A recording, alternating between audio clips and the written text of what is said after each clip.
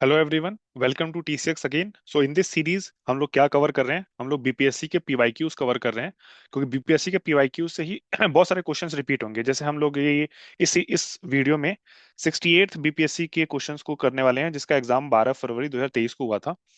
तो इसी particular video में हम लोग देखेंगे कि कैसे 68th के क्वेश्चंस 69th में और 70th में एज इट इज रिपीट हुए हैं। तो इससे हम लोग एक आइडिया लेंगे कि लास्ट अगर 10 to 15 ईयर्स के क्वेश्चंस को हम लोग कवर कर लेते हैं तो बहुत इजीली अराउंड 25 से 30 मार्क्स का क्वेश्चन का एडवांटेज मिल जाएगा बीपीएससी के अंदर। क्योंकि अब ऐसा तो नहीं है कि जैसे पहले के हिसाब से, पहले क्या होता था, लास्ट 10 ईयर्स के अगर आप पेपर कर लें तो 50 से 60 क्वेश्चन रिपीट होते थे। अब उस फ्रीक्वेंसी में तो रिपीट नहीं होते हैं, बट स्टिल रिपीट होते हैं बहुत मात्रा में। तो इस वीडियो में हम लोग देखेंगे कि कैसे 68 बीपीएससी से 69 बीपीएससी में, फिर 70th बीपीएससी में क्वेश्चंस रिपीट हुए हैं। और इसी के साथ मैं ये भी बता दूं कि मैंने 68th बीपीएससी का पेपर खुद दिया था और इसको क्वालिफाई किया था। फिर 69 दिया था, वो भी क्वालिफाई किया था। देन 70th दिया था, वो भी क्वालिफाई किया था। और ये क्वालिफाई करने के लिए मैंने कोई अलग से पढ़ाई नहीं करी थी, बस ये पीवाईक्यूज ही पढ़ के जो है मैंने प्रिपरेशन करी थी, और उसी के थ्रू मैंने सारा ये एग्जाम्स क्लियर किए हैं। So let's move to this 68 BPSC paper. और इसमें 68 बीपीएससी के साथ साथ हम लोग जो है टॉपिक वाइज भी चलेंगे। जैसे एज यूजुअल, जैसे हम लोग जानते ही हैं कि इसमें हिस्ट्री, पहले हिस्ट्री का पोर्शन कवर होगा, फिर उसके बाद ज्योग्राफी का, फिर पॉलिटी का, ऐसे करके टॉपिक वाइज जो है वो कवरेज होगी इसमें। सो ये ईयर वाइज भी है और टॉपिक वाइज भी है। सो आपको दोनों चीजें पता लगेंगी कि टॉपिक, एक पर्टिकुलर टॉपिक के अंदर कितने क्वेश्चन पूछ रहा है हर साल।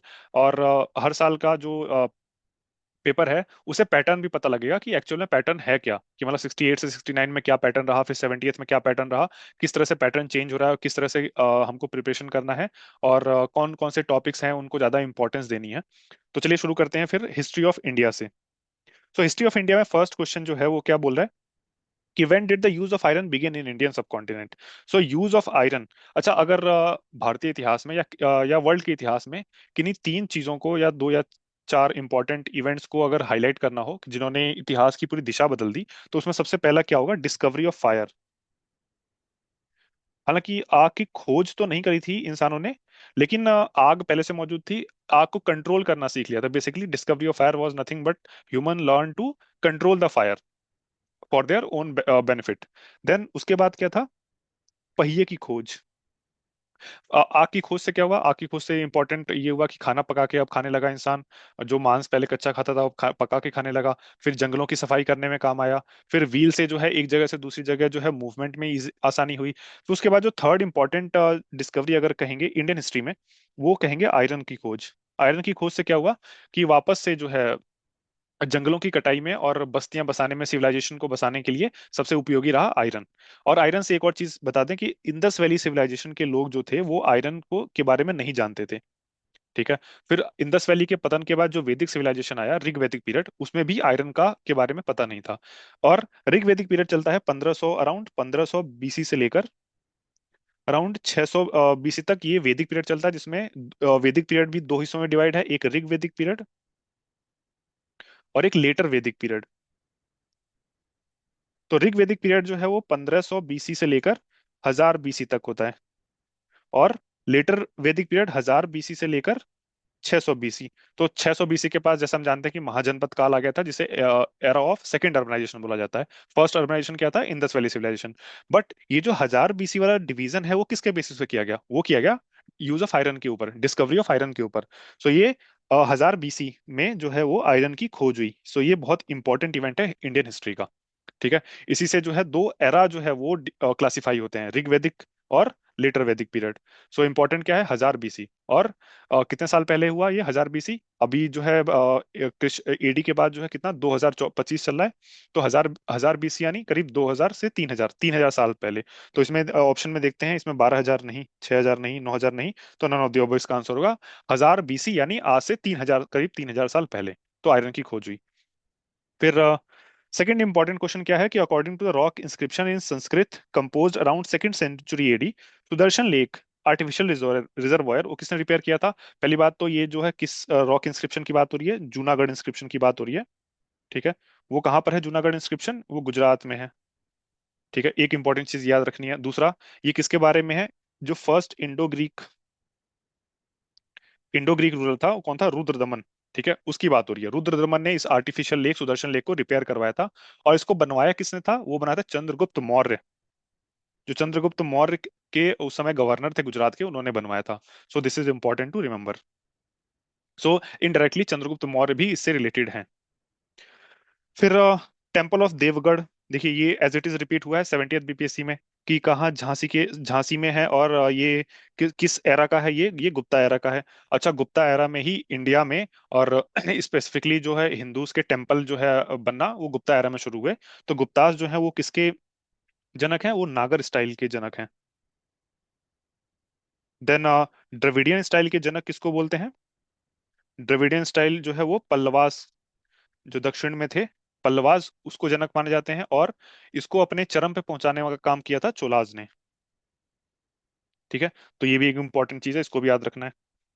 देन फिर question number fourth, Vikramshila university. Vikramshila university किसने स्टैब्लिश की थी? विक्रमशिला यूनिवर्सिटी जो है अभी लेटेस्ट नालंदा यूनिवर्सिटी न्यूज में है, क्योंकि उसका कैंपस को है वो इनॉग्रेट किया गया है। तो विक्रमशिला यूनिवर्सिटी वो धर्मपाल ने की थी। और धर्मपाल ने नालंदा यूनिवर्सिटी को रिवाइव भी किया था। ठीक है, एक तो ये इंपॉर्टेंट चीज ये है। दूसरा, एक नालंदा यूनिवर्सिटी से रिलेटेड एक और फैक्ट देख लेते हैं, कि उसको किसने बनाया था? कुमार गुप्त ने बनाया था। वो गुप्त डायनेस्टी के थे, लेकिन उसको रिवाइव करने का काम किया था धर्मपाल ने। फिर ये पाल डायनेस्टी की बात करें, तो पाल डायनेस्टी के फाउंडर कौन थे? गोपाल। ठीक है, गोपाल से रिलेटेड दो इंपॉर्टेंट फैक्ट है। एक था है सोमपुरा महाविहार, और एक है उदांतपुरी महाविहार। ठीक है, ये दोनों महाविहार जो है गोपाल ने बनाए थे। गोपाल के पुत्र थे कौन? धर्मपाल। धर्मपाल ने जो है वो विक्रमशिला यूनिवर्सिटी बनाई थी। कहाँ पे बनाई थी? भागलपुर में। ये क्वेश्चन भी पूछा हुआ है। ठीक है, तो इसको भी याद रखना है। फिर उनके पुत्र थे देवपाल। धर्मपाल के बाद बनते हैं देवपाल। देवपाल से रिलेटेड एक फैक्ट है, इन्होंने इंडोनेशिया की शैलेंद्र डायनेस्टी रूल करती थी उस समय इंडोनेशिया में। ठीक है, शैलेंद्र डायनेस्टी, उसके जो एक राजा थे बालपुत्र देव। ठीक है, उनको नालंदा में 5 गांव दिए थे इन्होंने, 5 विलेजेस। किसके लिए? नालंदा महाविहार बनाने के लिए। सो ये तीनों से रिलेटेड इंपॉर्टेंट फैक्ट है, गोपाल से रिलेटेड, धर्मपाल से रिलेटेड और देवपाल से रिलेटेड। ये इसमें से किसी पे भी पूछ सकता है क्वेश्चन। फिर नेक्स्ट क्वेश्चन जो है वो ये रिलेटेड है तबक्कते अकबरी से रिलेटेड है। अच्छा, तबक्कते अकबरी जो है वो किसने लिखी थी? पहले तो ये देख लेते हैं। ये लिखी थी निजामुद्दीन अहमद ने लिखी थी। ठीक है, और अबुल अबुल फजल की जो अकबरनामा है, वो अबुल फजल ने लिखी थी। वो 3 पार्ट्स में है। थर्ड पार्ट जो है वो एनी अकबरी कहलाता है, जो अकबर के एडमिनिस्ट्रेशन से डील करता है। इस पे भी क्वेश्चन आ चुका है। ठीक है, वो अकबर के एडमिनिस्ट्रेशन से डील करता है। फिर इसमें एक और इंपॉर्टेंट नाम दिया हुआ है, अब्दुल हामिद लाहौरी। इन्होंने लिखी थी पादशाहनामा। पादशाहनामा, ये किससे किससे रिलेटेड है? ये शाहजहां से रिलेटेड है। सो ये इससे रिलेटेड इंपॉर्टेंट फैक्ट है, इसको भी याद रखना है। देन नेक्स्ट क्वेश्चन जो है वो क्या है, कि ड्यूरिंग दिल्ली सल्तनत द डेजिग्नेशन फॉर मुकद्दम और चौधरी, इसको एक और नाम से जानते थे, खूट। ठीक है, तो ये खूट, ये भी याद रखना है, ये भी इंपॉर्टेंट चीज है। उसको वो क्या होते थे? वो विलेज के हेडमैन होते थे। तो आज भी अगर गांव में जाते हैं तो देखते हैं कि चौधरी नाम से बहुत फेमस है, कि चौधरी, ये गांव के चौधरी हैं, वो हैं। तो विलेज के जो हेडमैन होते हैं वो चौधरी कहलाते थे। फिर नेक्स्ट क्वेश्चन देखते हैं, सेवेंथ क्वेश्चन, कि in which of the following battles are the main opponents not correctly matched. तो पहले देखते हैं, बैटल ऑफ पानीपत किसके बीच में हुई थी? ये 1526 में हुई थी, फर्स्ट बैटल ऑफ पानीपत। किसके बीच में हुई थी? बाबर और इब्राहिम लोदी के बीच में हुई थी। इसमें इब्राहिम लोदी की हार हुई थी, इसके साथ दिल्ली सल्तनत का अंत हुआ था, और बाबर ने मुगल एम्पायर को स्टैब्लिश किया था। सो बाबर से रिलेटेड एक फैक्ट क्या है, पहली बार इसने कैनन्स का यूज किया था इंडियन सब कॉन्टिनेंट में। सो ये भी एक इंपॉर्टेंट चीज है। देन ये तो करेक्टली मैच्ड है। Then second battle of Panipat ये हुई थी, लेट्स सी, ये हुई थी 1556 में। किसके बीच में हुई थी? हेमू, यानी हेमचंद्र विक्रमादित्य वर्सेस अकबर के बीच में। जिसमें अकबर तो 12-13 साल का था। अकबर की स्थान पे कौन लड़ रहा था? वो था बैरम खान, जो इसका गार्जियन था। ठीक है, और 1556 में ही, जैसा हम जानते हैं, कि हुमायूं की मृत्यु हो गई थी। कैसे? लाइब्रेरी की सीढ़ियों से गिर के। तो अकबर को जो है वो राजा बनाया गया था, और उसके बिहाफ पर रूल कौन कर रहा था? वो बैरम खान रूल कर रहा था। तो Bairam Khan was leading in the 1556 second battle of Panipat. और थर्ड बैटल ऑफ पानीपत तो हम लोग जानते ही हैं, 1761 में हुआ था। Third battle of Panipat Marathas और अहमद शाह अब्दाली के बीच में। ठीक है। Marathas Ahmad Shah, one second, Marathas third battle of Panipat 1761, ये मराठास और अहमद शाह अब्दाली के बीच में, जिसमें मराठास की हार हुई थी। देन तो यही गलत गलत मार्क्ड है, तो ये आंसर होगा। फिर बैटल ऑफ हल्दी घाटी, ये 1576 में, ये बिल्कुल ठीक मार्क्ड है, महाराणा प्रताप और अकबर के बीच में हुई थी। हालांकि अकबर डायरेक्टली लड़ने नहीं आया था, अकबर के स्थान पर उनके जो नौरत्न में से एक थे राजा मान सिंह, वो लड़ने आए थे महाराणा प्रताप से, जिसमें महाराणा प्रताप की तथाकथित हार हुई थी। सो ये भी एक इंपॉर्टेंट फैक्ट है, इसको भी याद रखना है।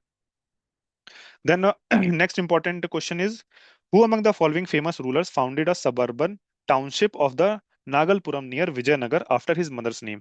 सो ये किसने किया था? ये कृष्णदेव राय ने किया था। कृष्णदेव राय कौन थे? वो विजयनगर अंपायर के एक इंपॉर्टेंट रूलर थे। इनका टाइम पीरियड था 1509 से 1530 तक।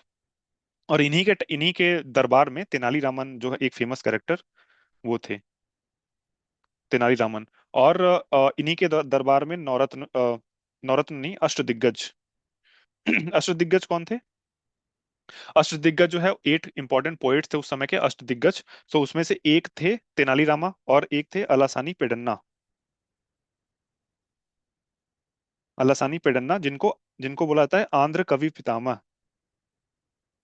आंध्र कवि पितामह। सो ये इंपॉर्टेंट फैक्ट है, इसको जरूर याद रखना है, अलासानी पेडन्ना। और कृष्णदेव राय खुद एक राइटर थे, ये भी याद रखना है। देन हरिहर बुक्का के बारे में देख लेते हैं। हरिहर बुक्का जो है वो फाउंडर थे क्या, किसके? Founder of the Vijayanagara empire. किस डायनेस्टी के थे? ये संगम डायनेस्टी के थे। तो एक इंपॉर्टेंट फैक्ट ये भी देख लेते हैं कि यहाँ लिख देता हूं मैं, विजयनगर अंपायर में 4 इंपॉर्टेंट डायनेस्टीज ने रूल किया था। पहला कौन थी? Sangama dynasty. Then Saluva. Then Tuluva dynasty. और जो कृष्णदेव राय थे वो इसी डायनेस्टी के थे, तुलुवा डायनेस्टी के। Then Aravidu dynasty.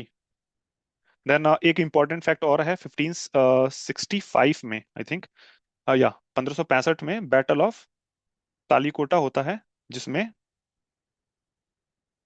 जिसमें जिसमें विजयनगर अंपायर की हार होती है, और जो बाहमनी किंगडम्स होते हैं वो मिलके विजयनगर अंपायर को हरा देते हैं। और विजयनगर अंपायर के जो रूइंस होते हैं उस पे कौन सा डायनेस्टी आता है? उस पे आता है वॉडियार डायनेस्टी।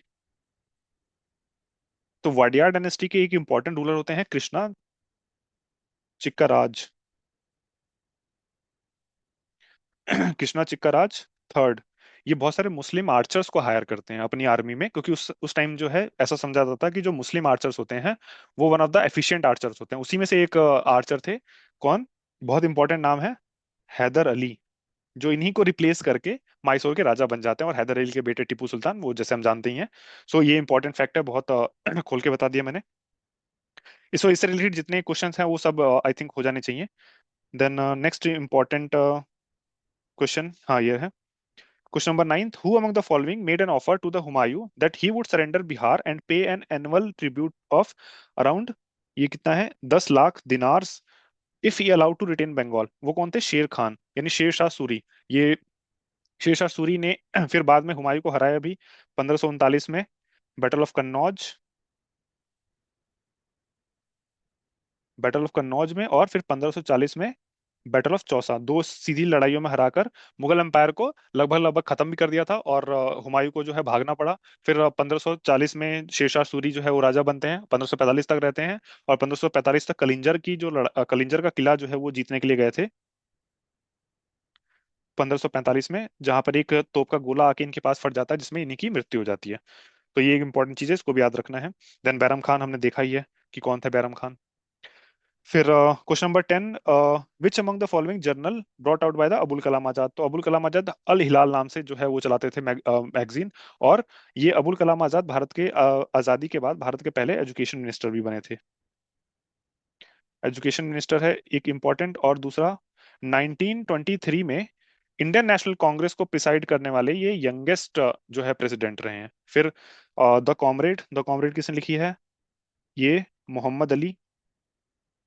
फिर जमींदार, जमींदार जो है वो जफर अली खान। ठीक है, ये सारे इंपॉर्टेंट फैक्ट हैं, ये सबको याद रखना है।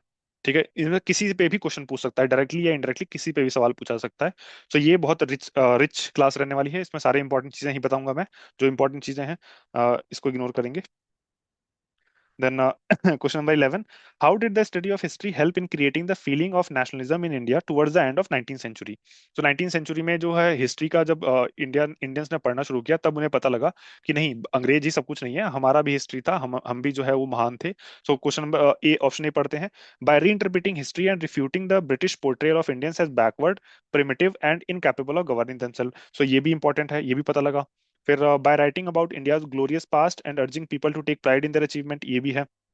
By urging people to struggle and change the miserable condition of life under British rule, ये भी है कि अंग्रेज जो है इंडिया को क्यों रूल कर रहे थे। इंडिया, अंग्रेजों का कहना था कि Indians are not fit enough to rule themselves, मतलब वो बारबेरियंस हैं और उनका इतिहास में कुछ खास रोल रहा नहीं है, तो ये खुद को रूल करने लायक है नहीं, इसलिए जो है अपने आप को सुपीरियर दिखा के रूल कर रहे थे। और एक इंपॉर्टेंट थ्योरी थी उन्होंने, व्हाइट मैंस बर्डन थ्योरी, उसके थ्रू रूल कर रहे थे। लेकिन जैसे इंडियंस ने अपनी हिस्ट्री को पढ़ना शुरू किया, स्टार्टिंग फ्रॉम ये राजा राम मोहन राय से दयानंद सरस्वती, सरस्वती ने तो बैक टू वेदास का जो है कॉल भी दिया था। तो जैसे इन्होंने पढ़ना शुरू किया उसके बाद पता लगा कि नहीं, इंडिया की हिस्ट्री बहुत रिच है, इंडियन हिस्ट्री जो है वो far superior than British history है।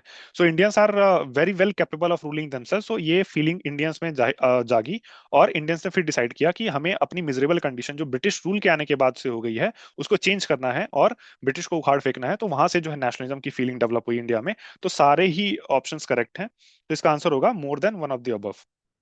देन नेक्स्ट इंपॉर्टेंट क्वेश्चन पे चलते हैं। Which of the following statement are not correct regarding non-cooperation movement? So statement one देखते हैं। Only the upper caste and rich took part in the movement, नहीं ऐसा बिल्कुल नहीं है। बहुत सारे lower caste, so called lower caste ने भी पार्टिसिपेट किया था। Then council of election were boycotted even by justice party of Madras, नहीं इन्होंने नहीं किया था। क्यों? जस्टिस पार्टी जो है वो कांग्रेस के अगेंस्ट में थी। जस्टिस पार्टी किसने बनाई थी? ये थे टीएम नायर और सीएम मुदलियार, ये दो इंपॉर्टेंट नाम है। ये सी एन मुदलियार है, सॉरी नॉट एम, ये दो इंपॉर्टेंट नाम है, इनको जरूर याद रखना है। सीएन मुदलियार, और सीएन मुदलियार जो है वो मद्रास महाजन सभा से भी रिलेटेड है। तो इन्होंने 1916 में जाके मद्रास में जो आज का तमिलनाडु वाला पार्ट है वहां पे जस्टिस पार्टी बनाई थी। सो इन्होंने बॉयकॉट नहीं किया था, इन्होंने बॉयकॉट करने से मना कर दिया क्योंकि कांग्रेस के अगेंस्ट थे। कांग्रेस को बोलते थे कि अपर कास्ट ब्राह्मण्स की ऑर्गेनाइजेशन है, और जस्टिस पार्टी जो है वो ब्राह्मणिज्म के अगेंस्ट एक रिवोल्ट के तौर पे उभर के आई थी, इसलिए इन्होंने कांग्रेस के अगेंस्ट दिया था। कांग्रेस बॉयकॉट कर रही थी बट जस्टिस पार्टी ने बॉयकॉट नहीं किया। सो फर्स्ट स्टेटमेंट रॉन्ग है, सेकंड भी रॉन्ग है, third thousands of students left government controlled schools, headmasters teachers resign, lawyers give up their practice, ये बिल्कुल हुआ था। उसी में एक इंपॉर्टेंट नाम आता है भगत सिंह, वो भी इससे बहुत इंस्पायर थे। बट जैसे ही Gandhi ji non cooperation movement को वापस लेते हैं, किस इवेंट के बाद? चौरा चौरी इंसिडेंट के बाद, 5 फेब 1922 में चौरा चौरी इंसिडेंट होता है, जिसमें एक पुलिस स्टेशन को जला दिया जाता है, जिसमें 22, आई थिंक 22, हाँ 22 पुलिस वालों की मौत हो जाती है। उस इंसिडेंट के बाद जो है गांधी जी इस आंदोलन को वापस ले लेते हैं, और उसी में जो है भगत सिंह जैसे कुछ जो नौजवान थे वो बहुत इससे आहत होते हैं। फिर जाके ये बाद में रिवोल्यूशनरी रिवोल्यूशनरी प्रैक्टिसेस या रिवोल्यूशन का रास्ता चुन लेते हैं, वॉयलेंस का रास्ता चुन लेते हैं लोग। फिर बाद में बहुत सारे लोगों को फांसी होती है, उसी में भगत सिंह 23 मार्च 1931 को भगत सिंह, सुखदेव और राजगुरु को फांसी दे दी जाती है। तो इसमें इंपॉर्टेंट क्या है? फर्स्ट स्टेटमेंट रॉन्ग है, सेकंड रॉन्ग है, और ये क्या पूछ रहा है? नॉट करेक्ट पूछ रहा है, तो आंसर हो जाएगा C. Then 13th, a sannyasi who came to that district from a spell as a indentured labor, यानी गिरमिटिया मजदूर के तौर पे फिजी में गए थे, carrying copy of Tulsidas Ramayan on his back, from which he would recite verses to rural audience. ये बहुत इंपॉर्टेंट नाम है, बाबा रामचंद्र। बाबा रामचंद्र जो है वो अवध किसान सभा के में भी, जो अवध किसान सभा बनी थी उसमें भी एक बहुत इंपॉर्टेंट नाम थे। सो बाबा रामचंद्र फिजी में गए थे, बाबा रामचंद्र, ये भी याद रखना है। तो this is very important. Then question number 14, was the founder of All India Harijan Sangh? All India Harijan संघ को ही एंटी अनटचेबिलिटी लीग बोलते थे, एंटी अनटचेबिलिटी लीग। सो ये नाम पढ़ के तो बहुत लोग समझेंगे डॉक्टर बी आर अम्बेडकर, लेकिन डॉक्टर बी आर अम्बेडकर नहीं है, ये महात्मा गांधी जी हैं। ठीक है, महात्मा गांधी जी ने 1932 में करी थी ऑल इंडिया अनटचेबिलिटी लीग, और उसी को नाम दिया था ऑल इंडिया हरिजन संघ। फिर इसमें एक इंपॉर्टेंट, बहुत इंपॉर्टेंट नाम है जगजीवन राम। जगजीवन राम से रिलेटेड एक है इंपॉर्टेंट चीज, कांग्रेस फॉर डेमोक्रेसी करके एक ऑर्गेनाइजेशन बनाई थी इन्होंने। कब बनाई थी? आयरनिकली 1977 में, जब इंदिरा गांधी जी ने इमरजेंसी डिक्लेयर की थी। फिर एक बहुत इंपॉर्टेंट नाम सुना होगा, मीरा कुमार या मीरा कुमारी, जो बोलिए। First women speaker of Lok Sabha, first female speaker of Lok Sabha, ठीक है, वो मीरा कुमारी इन्हीं की पुत्री हैं, बाबू जगजीवन राम की। सो ये भी इंपॉर्टेंट, इसको भी याद रखना है। फिर नेक्स्ट नेक्स्ट क्वेश्चन पे चलते हैं। On 20th February 1947, Prime Minister Attlee announced the British government decision to withdraw from India latest by June 1948। हाँ, ये बहुत इंपॉर्टेंट चीज है। एक तो जून 1948 लास्ट डेट रख दी थी, ठीक है। उसके बाद जो है फिर ये करीब अराउंड मई जून जून 1947 की बात है। जून 1947 की में जो माउंटबेटन थे, लॉर्ड माउंटबेटन। अच्छा हाँ, हालांकि लॉर्ड माउंटबेटन एक इंपॉर्टेंट नाम है। लॉर्ड माउंटबेटन जो है साउथ ईस्ट एशिया में ब्रिटिश कमांडर थे, कब? सेकेंड वर्ल्ड वॉर के दौरान। और उन्होंने एक इंपॉर्टेंट डेट जो जिस दिन भारत आजाद हुआ था, 15 अगस्त 1945 को जो है वो जापान को सरेंडर करवाया था। सो ये डेट बहुत इंपॉर्टेंट थी इनके लिए, ठीक है। सो ये डेट इंपॉर्टेंट है। देन जून 1947 में प्रेस कॉन्फ्रेंस के दौरान कुछ पत्रकार उनसे क्वेश्चन पूछते हैं कि आप भारत को कब आजाद कर रहे हैं। सो अनायास ही उनके मुंह से जो है बिना किसी सोच समझे निकल जाता है कि 15 अगस्त को, बाय 15 अगस्त। सो 15 अगस्त एक उनके मुंह से निकल जाता है, 15 अगस्त। और प्राइम मिनिस्टर एटली ने बोल दिया था कि जून 1948 से पहले। तो जून 1948 से पहले 15 अगस्त कब पड़ेगा? 15 अगस्त 1947 को। बाद में इनसे पूछा गया कि 15 अगस्त का डेट क्यों बोला आपने? तो उन्होंने बोला कि मेरे मन में 15 अगस्त अपने आप ही था कि स्पेशल डेट है मेरे लिए, क्योंकि उसी दिन मैंने जापान को सरेंडर करवाया था। तो 15 अगस्त अब इनके मुंह से निकल गया है। अब प्राइम मिनिस्टर एटली ने भी बोल दिया है कि जून 1948 से पहले देना है, इसलिए आनंद फानन में 15 अगस्त 1947 को जो है वो डेट रखी गई इंडिया की आजादी के लिए। इसलिए देखा गया कि बहुत सारे जो एडमिनिस्ट्रेटिव काम था, जैसे बंटवारा कैसे करना है, ये सब बहुत आनंद फानन में किया गया, जिससे बहुत सारा वायलेंस हुआ। सो ये भी इंपॉर्टेंट चीज है, इसको भी याद रखना है। जून 1948 में प्राइम मिनिस्टर एटली ने बोला था कि हम लोग इंडिया को आजाद कर देंगे, कि जून 1948 से पहले। फिर next important question. At the Calcutta session of the Indian National Congress held in 1906, the flag of Swaraj for India was unfurled by। पहले तो 1906 के जो इंडियन नेशनल कांग्रेस का सेशन था, उसमें दादा भाई नारोजी ने जो है वो प्रिसाइड किया था। गोपाल कृष्ण गोखले ने कब किया था? 1905 में किया था। एओ ह्यूम ने कभी नहीं किया, वो लाइफ टाइम जनरल सेक्रेटरी थे, फाउंडर थे किसके? इंडियन नेशनल कांग्रेस के। फिर नेक्स्ट इंपॉर्टेंट क्वेश्चन पे चलते हैं। Swadeshi and boycott were adopted as method of struggle for the first time during. ये पार्टीशन ऑफ बंगाल जब हुआ था 1905 में, उस दौरान स्वदेशी और बॉयकॉट का इस्तेमाल किया गया था। एक ये इंपॉर्टेंट चीज है। फिर होम रूल लीग ये कब हुआ था? 1916 में हुआ था। होम रूल लीग किसने किया था? ये दो इंपॉर्टेंट नाम है, एनी बेसेंट और तिलक साहब, ठीक है। इन इन दोनों ने किया था। बिहार में किसने किया था होम रूल लीग? ठीक है, ये भी पूछ सकता है। बिहार में बांकीपुर में, इंपॉर्टेंट नाम है, याद रखिएगा, मजहरुल हक। मजहरुल हक, ये इंपॉर्टेंट नाम है, मजहरुल हक। बिहार में बांकीपुर में 1916 में होम रूल लीग की शुरुआत किसने करी थी? मजहरुल हक ने। क्योंकि बीपीएससी का पेपर है तो ये बिहार स्पेशल क्वेश्चन ये पूछ सकता है, बिहार स्पेशल में। देन नेक्स्ट क्वेश्चन, कि during freedom struggle parallel movement launched in the Indian states in the states ruled by Indian ruler such as Kashmir, Nizam, Hyderabad. वो प्रजामंडल मूवमेंट था, इसको याद रखना है। कि जो इंडियन जो प्रिंसली स्टेट थे उसमें नेशनल मूवमेंट की लॉन्च लॉन्च जो हुआ था, उसका नाम क्या रखा गया था? Prajamandal movement. Then question number ninth, which of the following statements regarding the Indian freedom struggle is not correct? Gandhi ji withdraw from the non cooperation movement due to Chauri Chaura. ये हमने देखा था कि 5 फरवरी 1922 को जब चौरा चौरी इंसिडेंट हुआ था, उसके बाद गांधी जी ने नॉन कोऑपरेशन मूवमेंट को विड्रॉ कर लिया था। तो ये करेक्ट स्टेटमेंट है, लेकिन नॉट करेक्ट पूछ रहा है, तो ये करेक्ट है, ये तो आंसर नहीं होगा। Gandhi ji gave his first major speech, public speech at Banaras Hindu university, बिल्कुल ठीक है, 1916 में दिया था। Then Mahatma Gandhi was arrested in the year 1921, नहीं, 1924 में इनको अरेस्ट किया गया था। इंपॉर्टेंट क्या है, 1924 में अरेस्ट किया गया, 6 साल की सजा हुई, लेकिन 1924 में ही छोड़ दिए गए। और 1924 में ही बेलागावी में जो कांग्रेस सेशन था वो first and last time Gandhi ji ने प्रिसाइड किया था 1924 में। गांधी जी की खासियत थी, जब बाहर रहते थे तो बहुत चलते थे, अच्छे से चलते थे, सब सेहत सही रहती थी। जेल में जाते ही सेहत खराब हो जाती थी इनकी, तो अंग्रेज डर के मारे जो इनको छोड़ देते थे कि कहीं कुछ हो ना जाए इनको। देन इसलिए इंपॉर्टेंट है, 1924 में जैसे ही जेल की सजा हुई इनको 6 साल की, वैसे ही बीमार पड़ गए जाके। और बाहर आके एकदम 1930 में, देखिए 1930 में जो उस समय 1930 में उनकी एज 61 ईयर्स की थी। लेकिन जब वो दांडी मार्च कर रहे थे तो जो यंग थे थर्टीज में, अपने ट्वेंटीज थर्टीज में, वो भी उनसे पीछे रह जाते थे। So that was the kind of resilience that he had. फिर क्वेश्चन नंबर 20 पे चलते हैं कि Who among the following headed the two boundary commission set up to delineate international frontier between India and Pakistan? ये बहुत ही दुखद एक समाचार है कि साइरिल रेडक्लिफ ये इनको जो है अपॉइंट किया गया था कि इंडिया और पाकिस्तान के बीच में बाउंड्री लगाने के लिए, जो कभी भारत आए ही नहीं थे। ठीक है, इसलिए इंडिया पाकिस्तान की बाउंड्री, और उस समय क्योंकि बांग्लादेश जो है ईस्ट पाकिस्तान था, तो आज आज के समय इंडिया और बांग्लादेश दोनों की बाउंड्री को रेडक्लिफ लाइन बोला जाता है। एवी अलेक्जेंडर जो है वो कैबिनेट मिशन में आए थे, ये क्वेश्चन भी पूछा हुआ है। एवी अलेक्जेंडर, स्टेफर्ड क्रिप्स और पैट्रिक लॉरेंस, ये तीन लोग जो है कैबिनेट मिशन में आए थे 1946 में। फिर question number 21, Vinoba Bhave started individual सत्याग्रह, ये पहले इंडिविजुअल सत्याग्रही थे। हालांकि पहले कौन होने वाले थे, पहले जो है जवाहरलाल नेहरू होने वाले थे, लेकिन जवाहरलाल नेहरू बीमार पड़ गए थे, तो उसके बाद विनोबा भावे को भेजा गया था।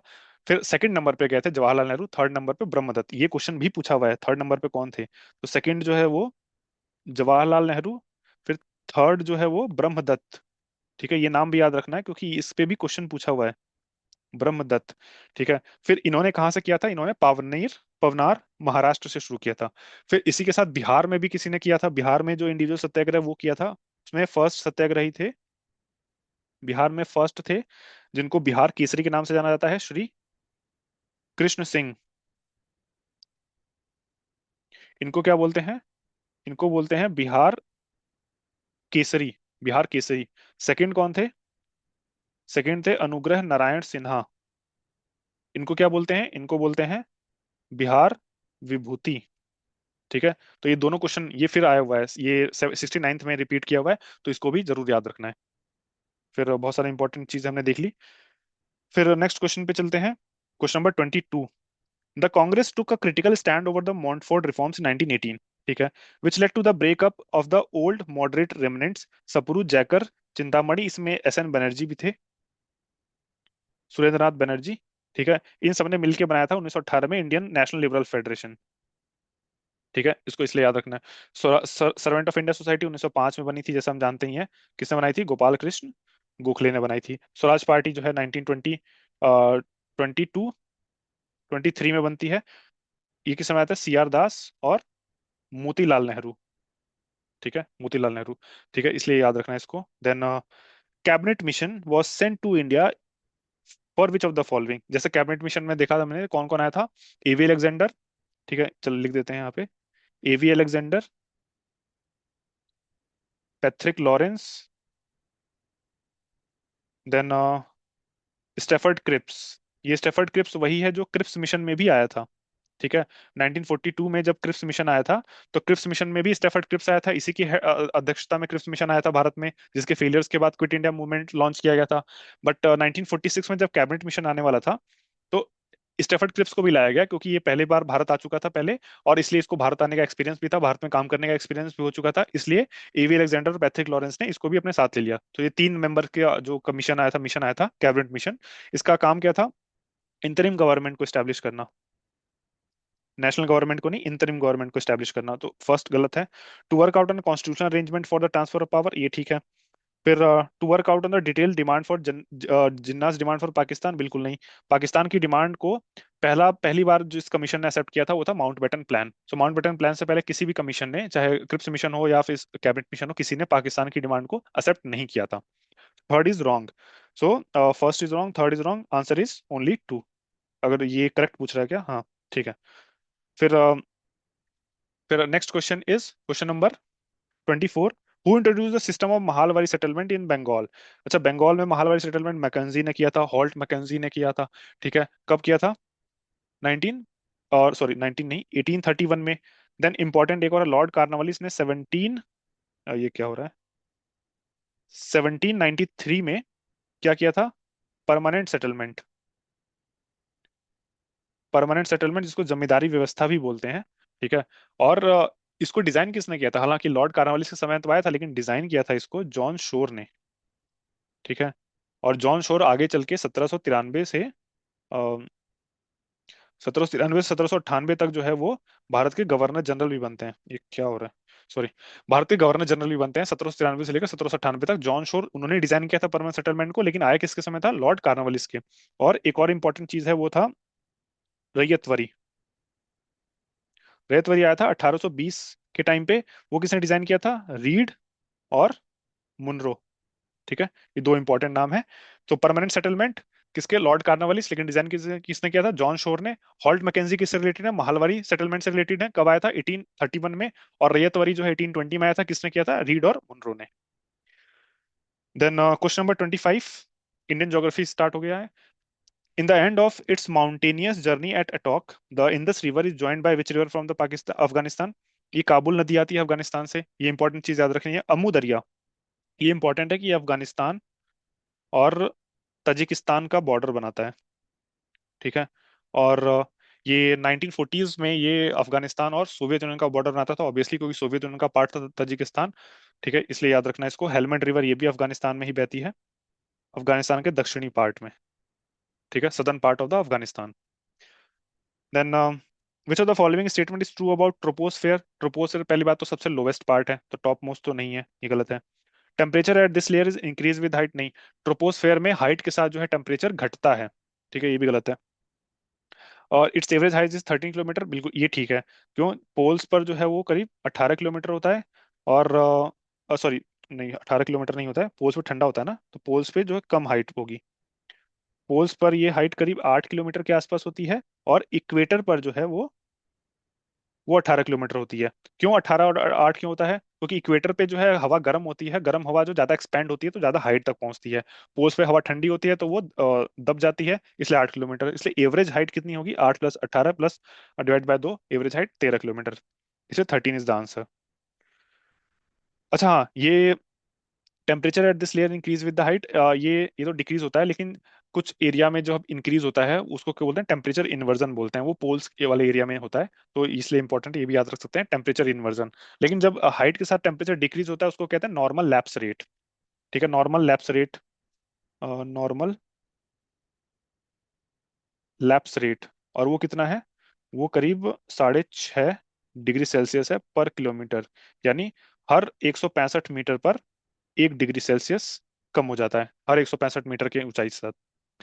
Then southern continent broke from Pangaea. Pangaea जब दो हिस्सों में टूटता है तो एक लोरेशिया में टूटता है, एक गोंडवाना लैंड में टूटता है। लोरेशिया जो है ऊपर का होता है, नॉर्दर्न मोस्ट पार्ट, और सदर्न पार्ट क्या होता है, गोंडवाना।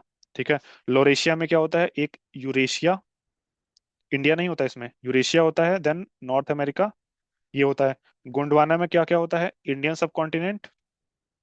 ठीक है, उसके अलावा अफ्रीका, फिर साउथ अमेरिका, ऑस्ट्रेलिया और एंटार्क्टिका। तो मतलब मेजर जो पार्ट होता है वो एंटार्क्टिका, मेजर पार्ट जो है गोंडवाना लैंड में ही होता है, इसलिए इंपॉर्टेंट है, याद रखना है।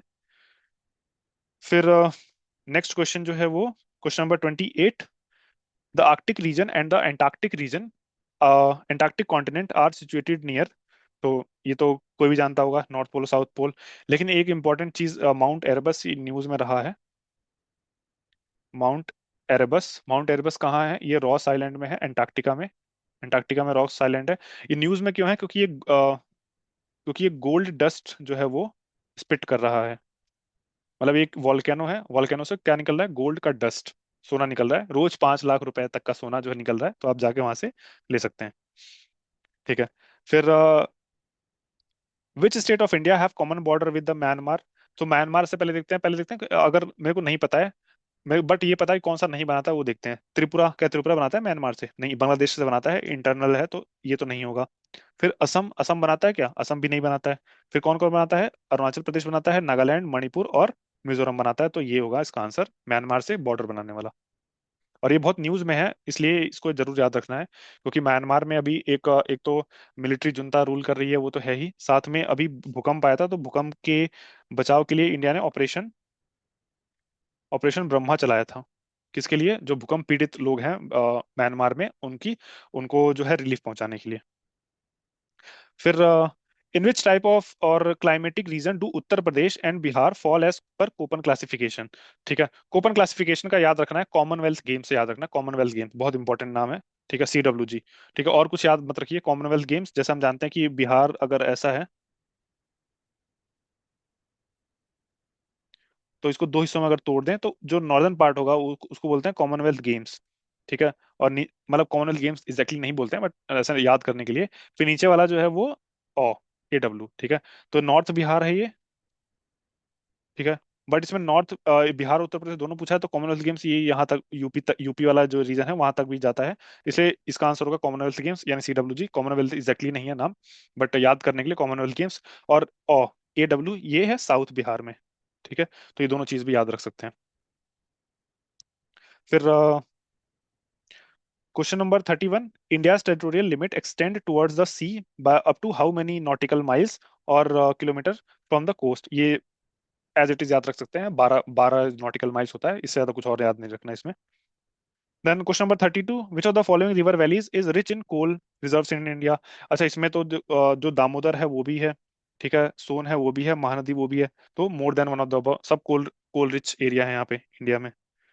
फिर 33, विच of the following statement is true about sugar industry.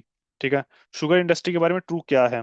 It is a weight losing industry, हाँ वेट लूजिंग इंडस्ट्री है। Maharashtra has emerged as the leading sugar producer in the country, हाँ ये भी ठीक है। Then Uttar Pradesh second largest, ये भी ठीक है। More than one of the. अच्छा, वेट लूजिंग और वेट गेनिंग क्या होता है। वेट लूजिंग का मतलब क्या होता है, ऐसा इंडस्ट्री जिसमें रॉ मटेरियल जब आता है तो रॉ मटेरियल से जो प्रोडक्ट बनता है उसका वेट रॉ मटेरियल से कम होगा। जैसे शुगर है, शुगर से अगर हमको चीनी बनानी, शुगर केन से, गन्ने से चीनी बनानी है, तो उसमें रॉ मटेरियल जो है शुगर केन है, वो हैवी है, और उससे जो रस निकलेगा वो कम होगा, बाकी कूड़ा निकल जाता है। ठीक है, तो वो क्या है, वेट लूज इंडस्ट्री है।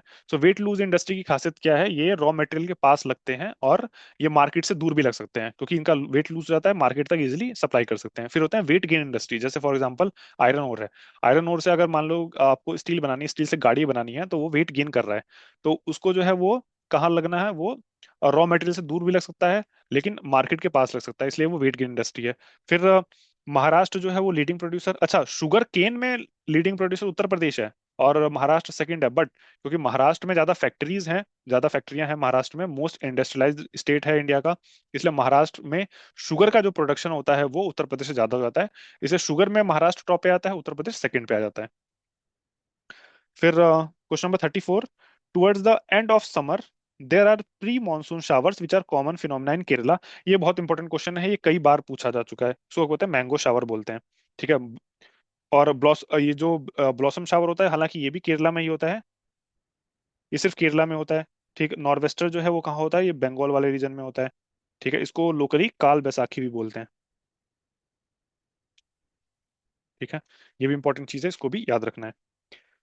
देन नेक्स्ट क्वेश्चन पे चलते हैं।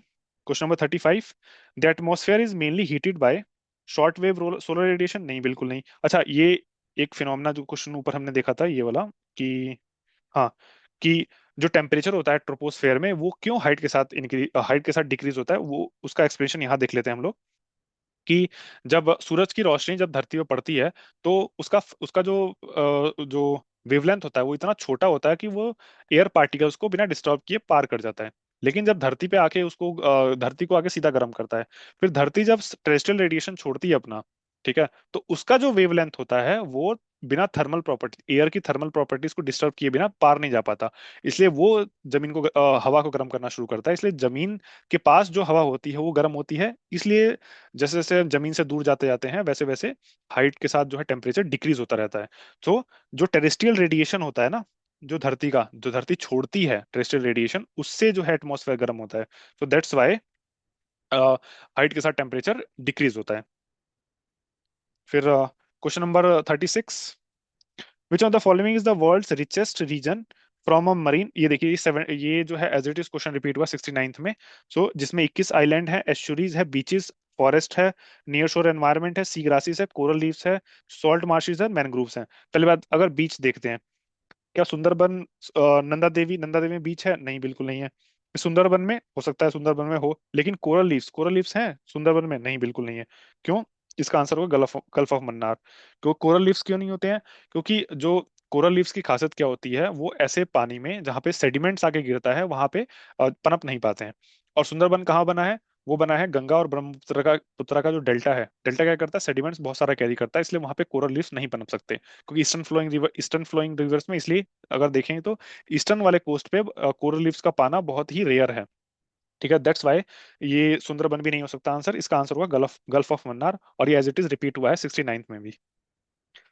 देन इसको फिर इग्नोर करेंगे अंगूठे को। Question number 37, Which one of the following is a well publicized wildlife campaign in the world launched in 1973? यह है प्रोजेक्ट टाइगर।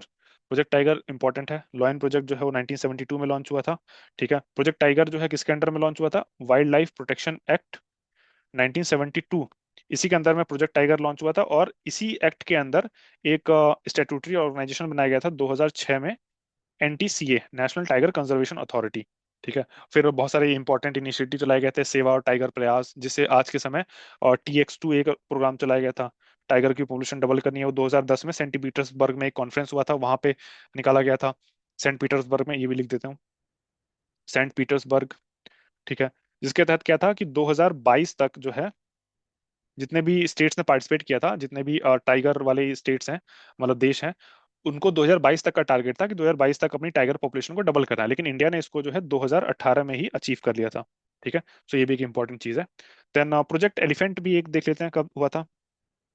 प्रोजेक्ट एलिफेंट, क्योंकि टाइगर रिजर्व के साथ साथ एलिफेंट रिजर्व भी बनते हैं, प्रोजेक्ट एलिफेंट 1992 में हुआ था।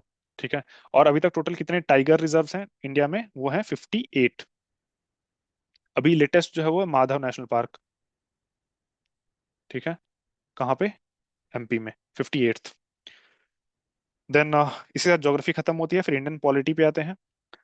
Question number 38, the council of minister in state is collectively responsible to, किसको होती है काउंसिल ऑफ मिनिस्टर? वो है लेजिस्लेटिव असेंबली को। किस आर्टिकल में है? आर्टिकल 164 या फिर आर्टिकल 75 के अनुसार जो council of minister central level की होती है, यूनियन लेवल की, वो किसको रिस्पॉन्सिबल होती है? वो लोकसभा को रिस्पॉन्सिबल होती है। ठीक है, ये भी याद रखना है। देन जो प्रेसिडेंट हैं वो aid and advice of the council of minister पे काम करेंगे, वो किस आर्टिकल में दिया है? वो 74 में दिया है। फिर इसी का parallel aid and advice of the council of minister of state पे गवर्नर काम करेंगे, वो किस में है? 163 में है। ठीक है, ये भी याद रखना है। Then question number 39, consider the following statement. In the post 73rd amendment era, there has to be decentralization of decision making power का decentralization हुआ। ठीक है, सिस्टम एज अ होल का भी decentralization हुआ। लेकिन जुडिशियल पावर जो है, जुडिशियल पावर इंडिया में क्या है? जुडिशरी इंटीग्रेटेड है, मतलब नीचे से लेकर ऊपर तक सेम जुडिशरी है।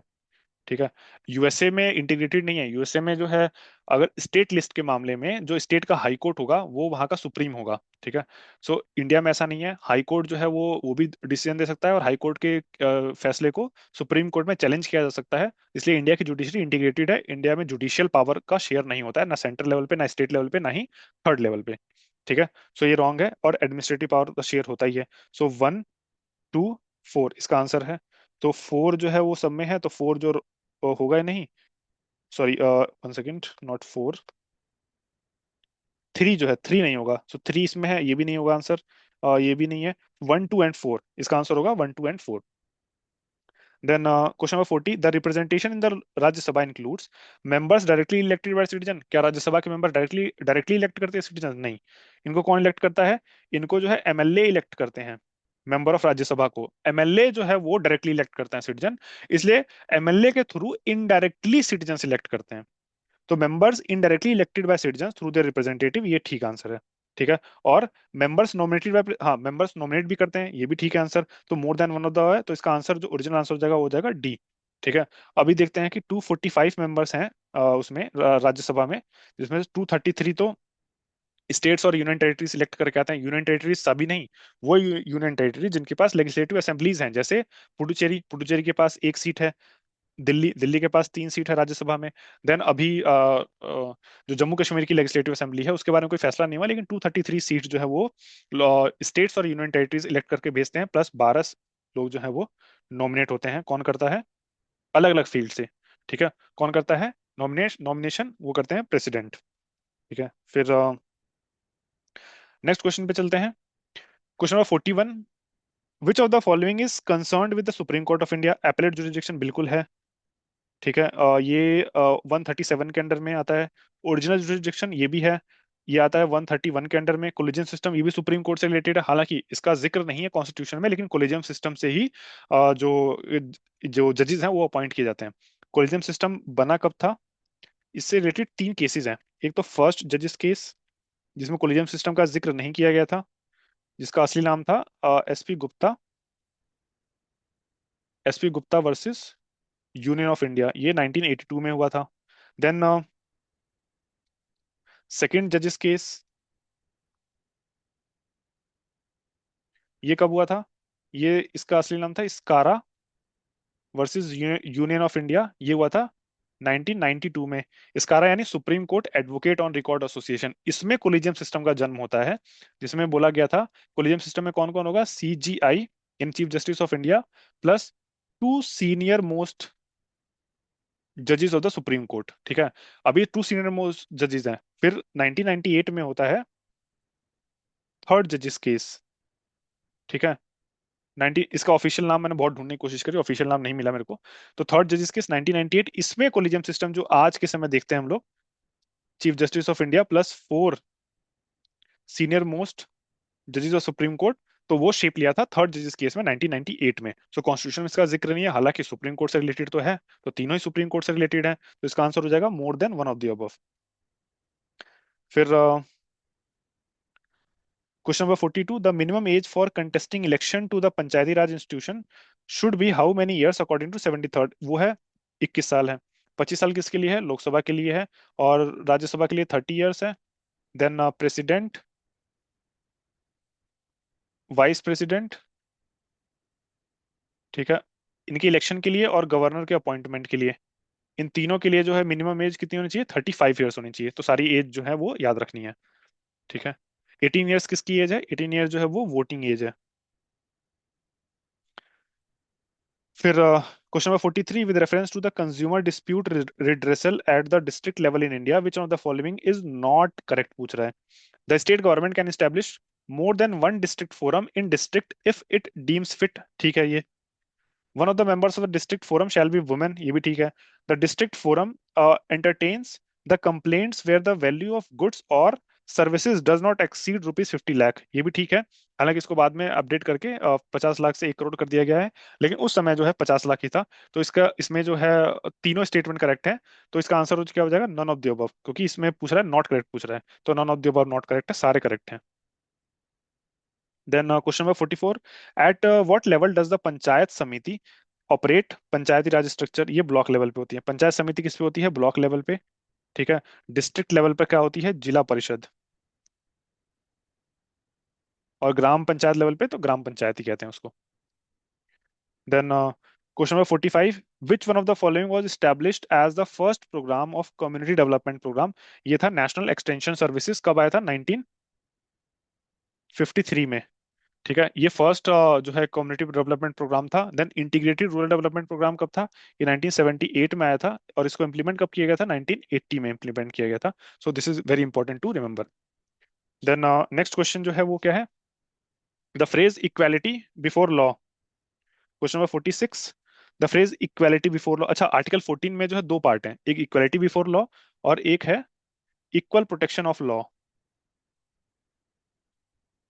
इक्वल प्रोटेक्शन ऑफ, मतलब राइटिंग में समझ नहीं आ रही तो आई एम सॉरी, बट मैं बोल रहा हूँ उसको ध्यान दीजिए, इक्वल प्रोटेक्शन ऑफ लॉज, ये दो पार्ट हैं। तो इक्वलिटी बिफोर लॉ लिया गया है ब्रिटेन से, ठीक है, जो इसका आंसर है, और इक्वल प्रोटेक्शन ऑफ लॉ लिया गया है यूएसए से। ठीक है, तो दोनों याद रखना है।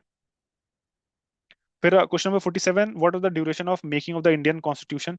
ठीक है, हालांकि ड्यूरेशन तो से ज्यादा इंपॉर्टेंट क्या है कि पहली सीटिंग कब हुई थी, पहली सीटिंग हुई थी 9 दिसंबर 1946 को। ठीक है, और 19 दिसंबर 1946 को, और लास्ट सिटिंग कब हुई थी, मतलब संविधान बन के कब तैयार हुआ था, वो हुआ था 26 नवंबर 1949।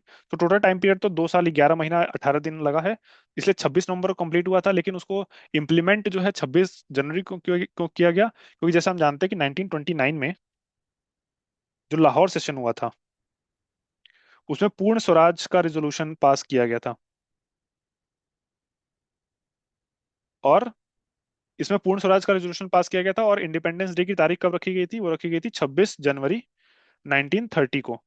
हालांकि ऑब्वियसली एज एक्सपेक्टेड ब्रिटिश ने इसको रिजेक्ट कर दिया था, but 26 January was an important, इसका सिंबॉलिक इंपॉर्टेंस है बस, इसलिए 26 नवंबर को कंप्लीट होने के बाद भी 2 महीने का वेट किया गया, और 26 जनवरी को, और जो 1950 को जो है इंडियन कॉन्स्टिट्यूशन को इम्प्लीमेंट किया गया।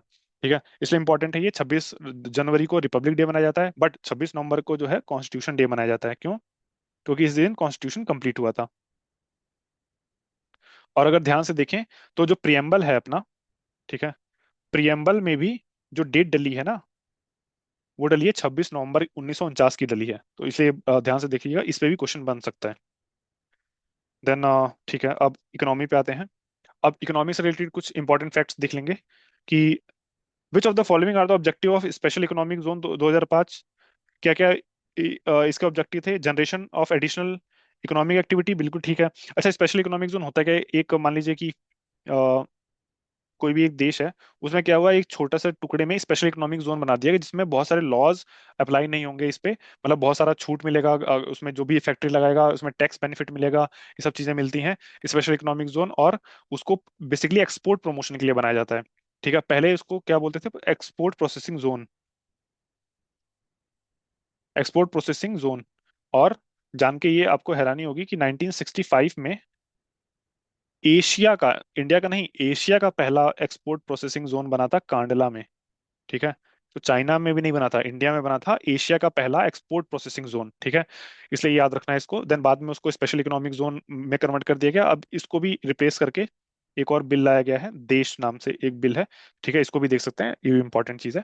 तो special economic zone has been replaced by DESH. ठीक है, और इसका इम्पैक्ट क्या था? Generation of additional economic activity, promotion of export, ठीक है, क्रिएशन ऑफ एम्प्लॉयमेंट। ठीक है, तो more than one of the above, sorry more than, not more than, 1 2 3 में दिया हुआ ये, तो 1 2 3 इसका आंसर हो जाएगा। Then, what is the policy measure adopted by the government of India to improve the system of agriculture marketing? MSP भी है, बफर स्टॉक भी मेंटेन करती है India, food corporation of India के तहत, और पब्लिक डिस्ट्रीब्यूशन सिस्टम जो food security, ये गरीब कल्याण अन्न योजना चलता है, और जो राशन सिस्टम है वो पब्लिक डिस्ट्रीब्यूशन सिस्टम है। तो ये तीनों ही पॉलिसीज को यूज किया जाता है गवर्नमेंट ऑफ इंडिया के द्वारा एग्रीकल्चर मार्केटिंग को इंप्रूव करने के लिए। तो इसका आंसर हो जाएगा more than one of the above. फिर which committee suggested enactment of competition act 2002? अच्छा, कंपटीशन क्या होता है? कंपटीशन का मतलब ये होता है कि एक एग्जांपल लेके चलते हैं। मान लीजिए कि सीमेंट बनाने वाले जो है 5 कंपनीज हैं। ठीक है, तो हर एक कंपनी क्या चाहेगी कि उसकी उसकी कंपनी का सामान बिके, तो उसके लिए जो है दो चीजों पे काम करेगी। एक कॉस्ट कटिंग, ठीक है, और दूसरा अपना जो प्रोडक्ट प्रोडक्ट है उसको इम्प्रूव करने की कोशिश करेगी। ठीक है, तो अगर परफेक्टली कंपटीशन एग्जिस्ट करेगा इन पांचों कंपनीज के बीच में, कि पांचों कंपनीज अपना अपना दबदबा बनाने के लिए अपनी कॉस्ट कटिंग करना चाहेंगी ताकि ज्यादा लोग खरीदें कम सस्ते के लिए, और अच्छी क्वालिटी का माल प्रोड्यूस करेंगी, तो ये परफेक्ट कंपटीशन में दोनों का फायदा होगा। कंज्यूमर का फायदा तो होगा ही, क्योंकि उसको अच्छी कम कीमत पर अच्छी क्वालिटी का सामान मिल रहा है। लेकिन कभी कभी ऐसा होता है कि ये पांचों कंपनीज मिलकर आपस में एक कार्टेल बना लेती हैं। ठीक है, कार्टेल बना लेती हैं। ठीक है, और क्या बोलते हैं कि ये पांचों कंपनीज मिलके ही उसको डिसाइड करती हैं और एक तरीके से मोनोपोली स्टैब्लिश कर लेती हैं उसके ऊपर। तो इन सब चीजों से बचने के लिए और मार्केट में परफेक्ट कंपटीशन एग्जिस्ट करे, उसके लिए बनाया गया था competition commission of India. So competition act 2002 में। और इसको इसको जो है रिकमेंड किसने किया था? इसको किया था SVR राघवन कमेटी ने रिकमेंड किया था, इसलिए इंपॉर्टेंट है। फिर रंगराजन कमेटी हम जानते हैं, जैसे पॉवर्टी एस्टिमेशन से रिलेटेड है।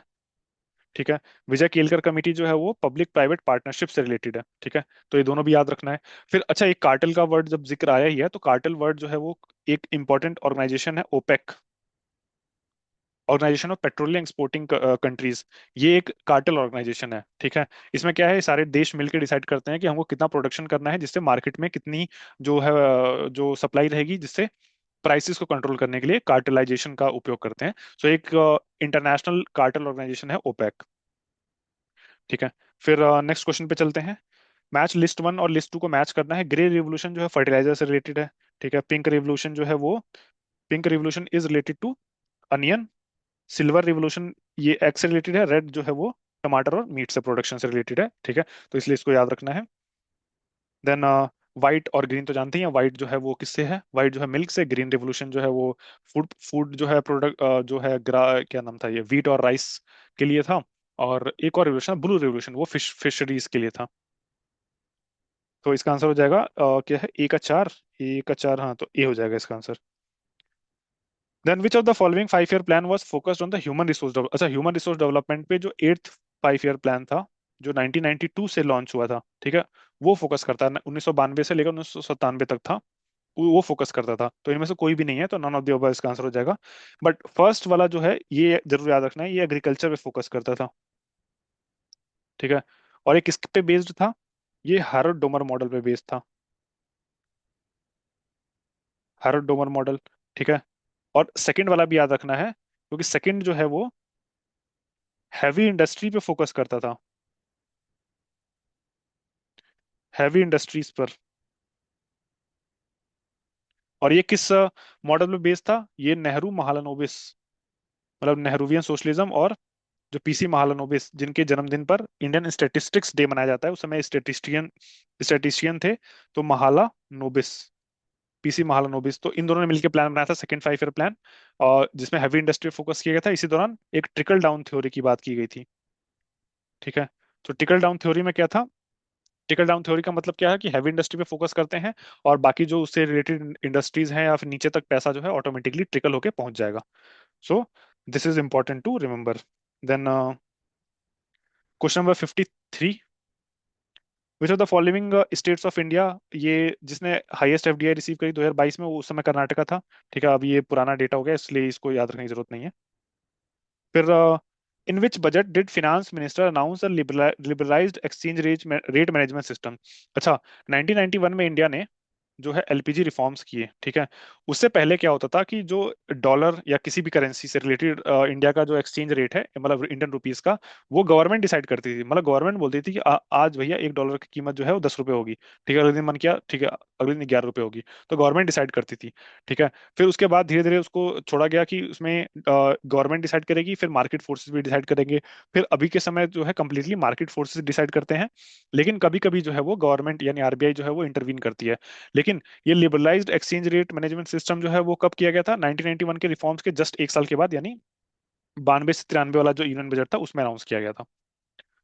फिर question number 53, question number 53 is about which of the following were goals of the 5 year plan? Growth तो था ही, सेल्फ रिलायंस था, मॉडर्नाइजेशन था, लिटरेचर नहीं था गोल।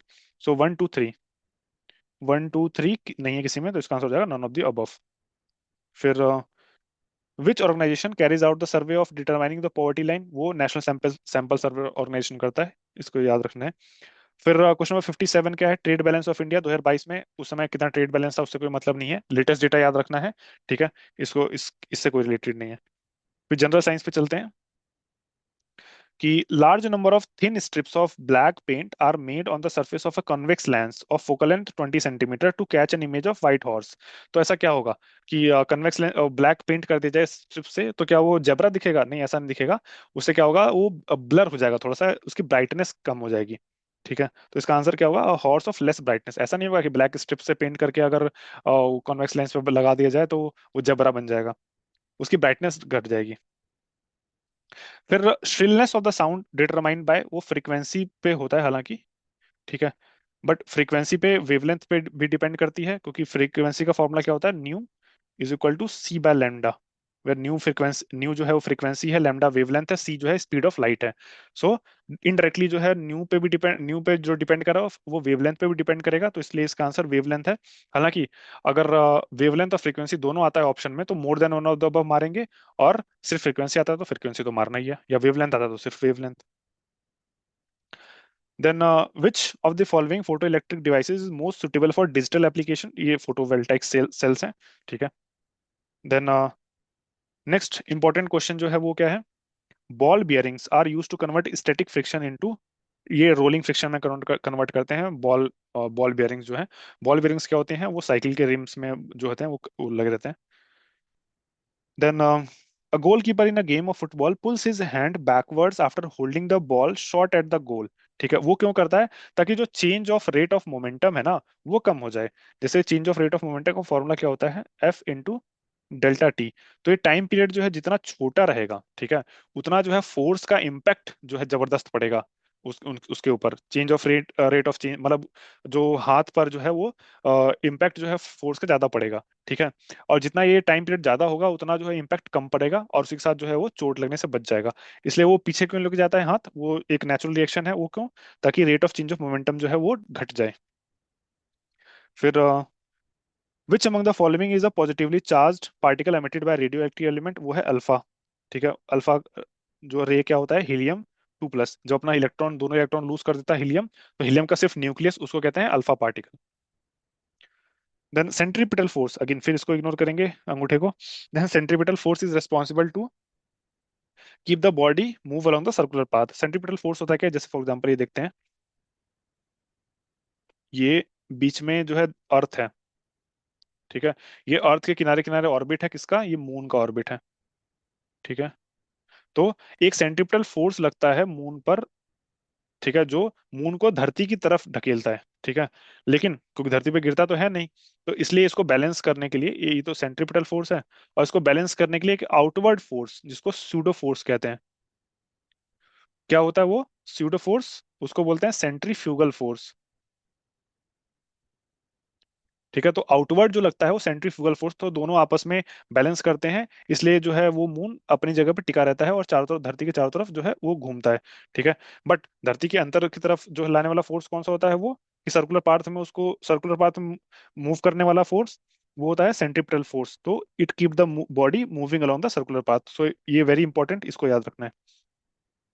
फिर question number 65, which of the following energy change involve frictional force? Frictional force में क्या होगा, जब काइनेटिक एनर्जी हीट एनर्जी में कन्वर्ट होगी तो वो फ्रिक्शनल फोर्स से ही होगी, तो ये इंपॉर्टेंट है। Then a bus is moving along a straight path and takes a sharp turn to the right side suddenly the passenger, अगर राइट साइड सडनली होगा तो पैसेंजर जो है वो लेफ्ट साइड में चले जाएंगे, क्यों? इसको क्या बोलते हैं, लॉ ऑफ इनर्शिया। ठीक है।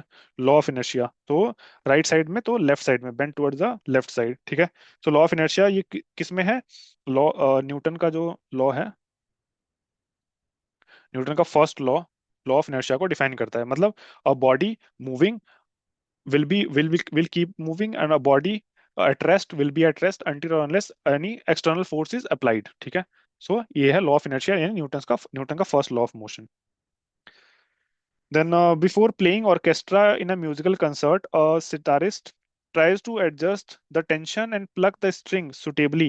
By doing so he is adjusting, ये सितार की फ्रीक्वेंसी को एडजस्ट कर रहा होता है बस, और कुछ नहीं कर रहा होता है। देन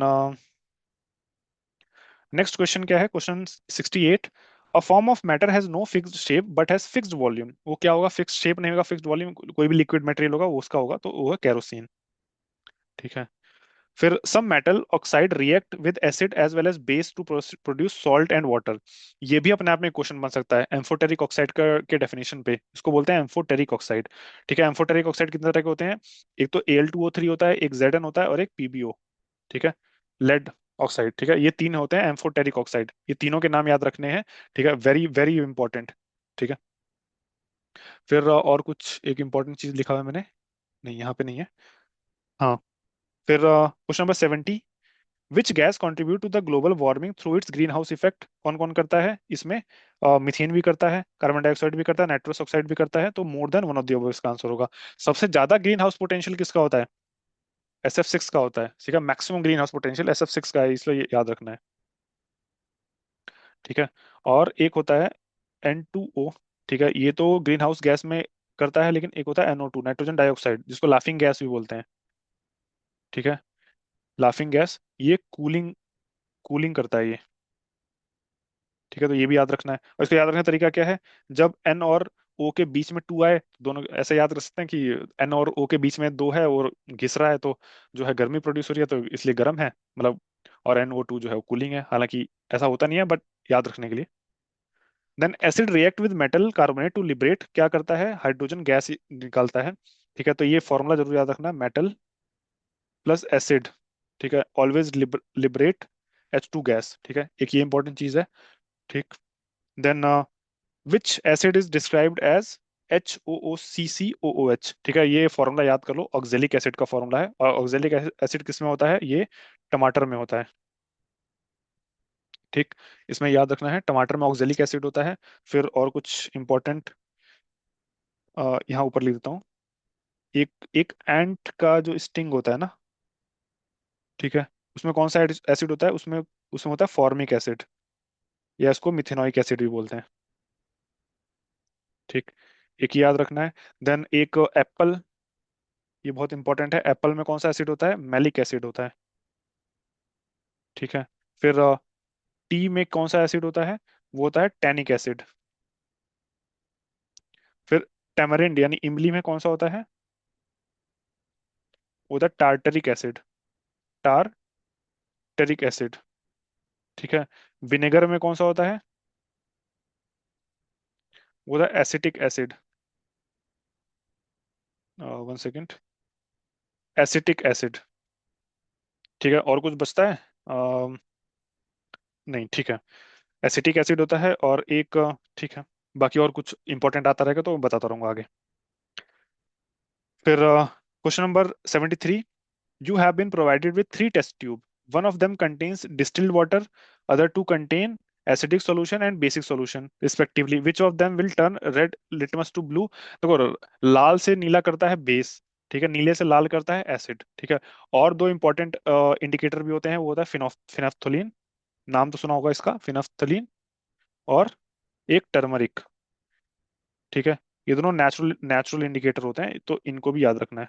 ठीक, नेचुरल इंडिकेटर्स हैं एसिड और बेस का पता लगाने के लिए, ठीक है। लिटमस टेस्ट तो है ही, लिटमस में क्या करता है, एसिड जो है वो लाल कर देगा, ठीक है, बेस जो है नीला कर देगा लिटमस को। फिर order of the acetic acid, ये हमने देख ही लिया, एसिटिक एसिड में विनेगर होता है। फिर टोमेटो में जो है ऑक्जेलिक एसिड होता है, ये भी देख लिया, ठीक है। फिर why does dry HCl gas not change the colour of dry litmus paper? अच्छा, HCl जो है वो तो पहले तो एसिड है, लेकिन ये लिटमस का कलर चेंज क्यों नहीं करता है? क्योंकि ड्राई का मतलब क्या है, वो पानी नहीं उसमें, पानी के साथ मिलने से ही कोई एसिड जो है वो H3O+ आयंस या H+ आयंस रिलीज करता है। और ये आयंस ही जो है उसको उसका एसिडिक करेक्टर देते हैं, जिससे ये जो लिटमस पेपर है उसका रंग बदलता है। तो पानी नहीं है इसमें, इसलिए जो है वो ये नहीं, H3 नहीं, N नहीं, H3O+ आयन जो है वो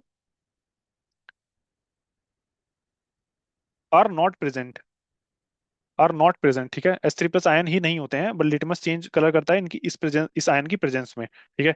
इसलिए इंपॉर्टेंट है, इसको भी याद रखना है। फिर detect the odd one out, इनमें ऑड वन आउट डिटेक्ट करना है कि setting of cement, burning of coal, ripening of fruit, अगर ध्यान से देखें तो तीनों ही क्या है, केमिकल चेंज है, ठीक। तो ऑड वन आउट इसमें कोई है ही नहीं, तो इसका आंसर हो जाएगा non none of the above. Ripening of fruit से एक इंपॉर्टेंट चीज देख लेते हैं कि एक होता है इथाइलिन, जो कि एक नेचुरल एजेंट है, किसको, फ्रूट्स को पकाने के लिए, और एक होता है कैल्शियम कार्बाइड, कैल्शियम कार्बाइड, ठीक है। ये जो है ये मैन मेड है, ठीक।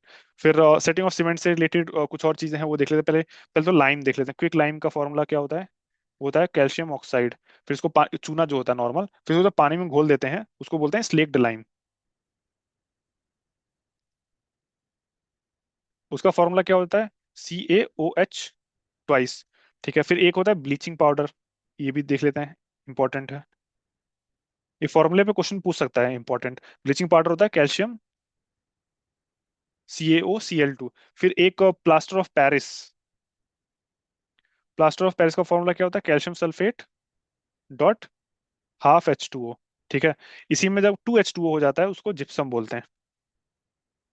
One of the important constituent of cement क्या है, कैल्शियम सल्फेट डॉट 2H2O, ठीक है। ये क्या है, जिप्सम का फॉर्मूला है, तो इसको याद रखना है।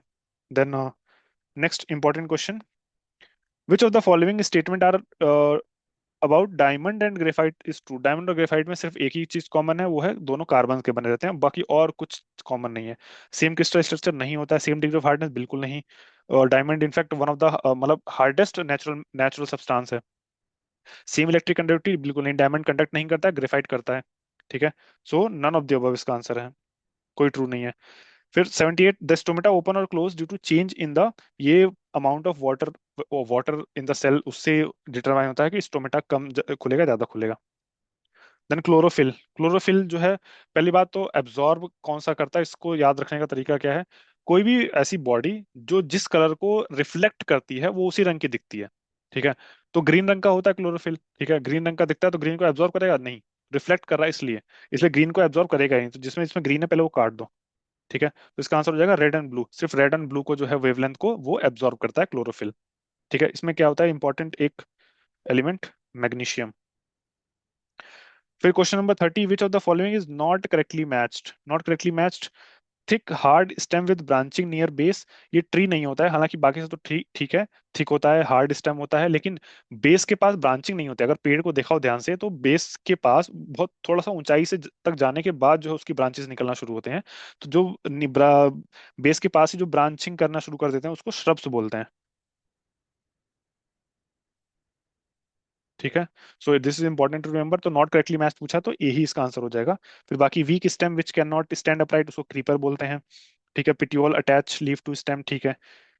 फिर question number 81, water reaches great heights in trees because of suction pull caused by transpiration से होता है ये सक्शन पुल।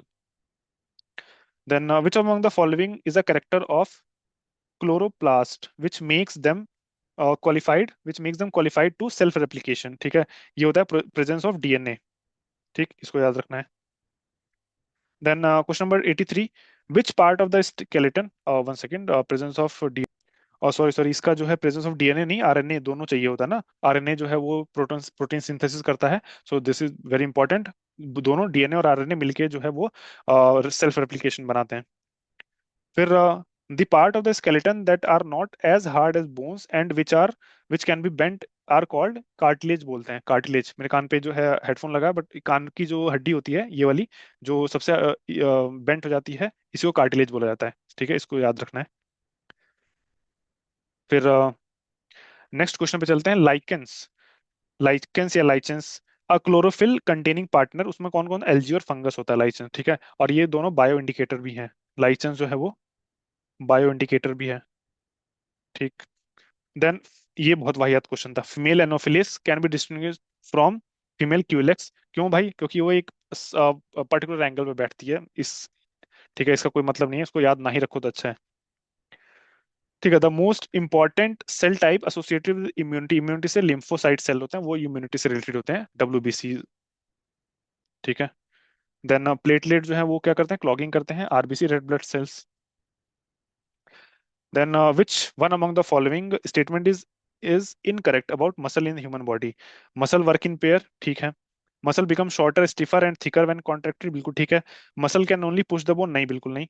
हालांकि नॉट करेक्ट पूछ रहा है तो ये आंसर हो जाएगा। ये पुल भी करते हैं, पुल और पुश दोनों करते हैं। ठीक है, ये इंपॉर्टेंट है। फिर एक और चीज है लाइसोसोम, एक चीज देख लेते हैं। लाइसोसोम को कहते हैं suicide factory of the cell.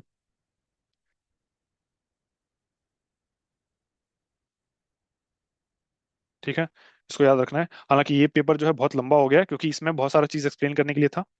Then next पे चलते हैं, history and culture of Bihar.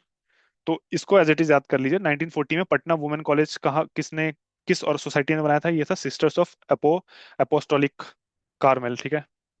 Then who establish Swaraj दल इन बिहार? वो थे श्री कृष्ण सिंह, जिनको क्या बोलते हैं, बिहार केसरी। और ये बिहार के आजादी के बाद बिहार के पहले चीफ मिनिस्टर भी बनते हैं। फिर during salt Satyagraha in Bihar, in addition to making salt, people choose to oppose the government by opposing which tax? ये चौकीदारी टैक्स को अपोज कर रहे थे। ठीक है, तो इसमें कुछ भी नहीं है, हाथी ये सब नहीं। ठीक, तो इसका आंसर हो जाएगा नन ऑफ द अबव। ठीक है, किसको अपोज करे? चौकीदारी टैक्स को।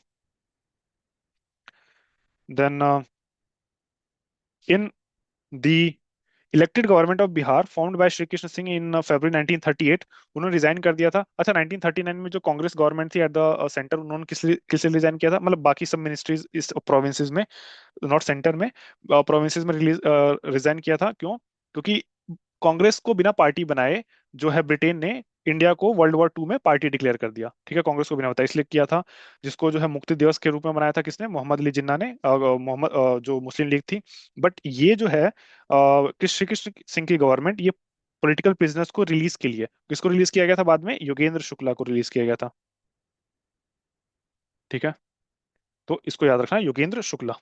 फिर नेक्स्ट क्वेश्चन जो है, हु सेव्ड गांधी जी की लाइफ किसने बताई चंपारण चंपारण सत्याग्रह गिरह के दौरान? 1917 में। बत्तख मियाँ, ये 69th में पूछा हुआ है, एज इट इज पूछा हुआ है, इसको एज इट इज याद कर लीजिए।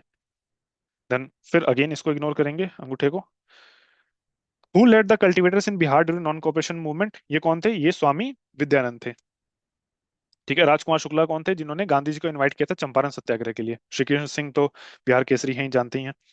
Then who among the following was the first governor of Bihar? आजादी से पहले की बात हो रही है। आजादी से पहले कौन थे? ये थे सर जेम्स जेम्स डेविड सिफ्टन। आजादी के बाद कौन बने हैं? जयराम दौलत राम। तो ये नाम जरूर याद रखना है, जयराम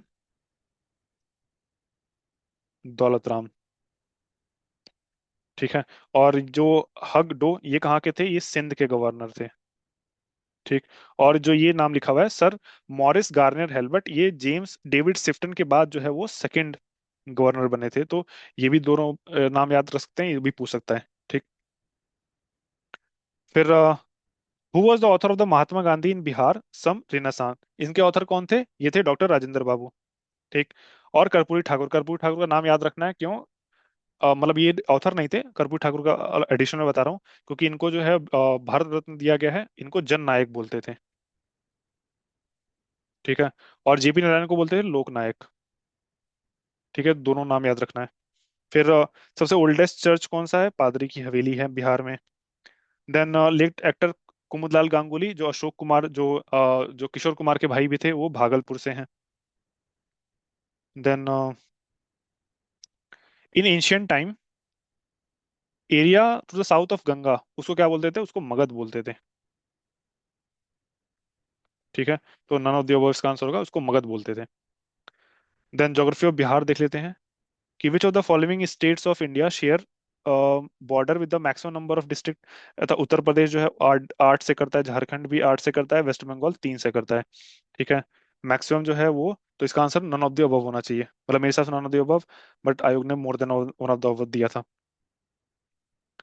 ठीक है। फिर ठीक है, क्वेश्चन नंबर 100 पे देखते हैं। विच of the following is the last railway station of Bihar in the train route from Bhagalpur towards Mirza Chowki? ये बहुत वाहियात क्वेश्चन अगेन, इसको एज इट इज याद कर सकते हैं, ये छोड़ने वाले क्वेश्चन होते हैं।